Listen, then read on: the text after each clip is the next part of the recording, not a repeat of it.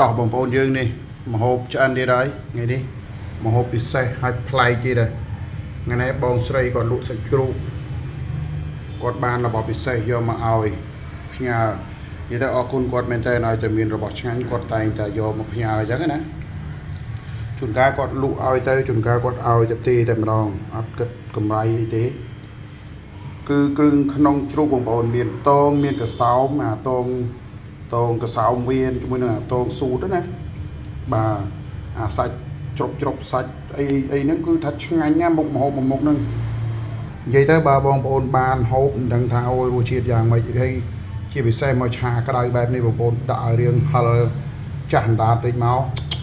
និយាយទៅហូបទឹកបានច្រើនណាបងប្អូនហើយបើបាយវិញគឺថាអែមសែមតែម្ដងតំណងបងប្អូនអើយនេះបងប្អូនមើលនេះ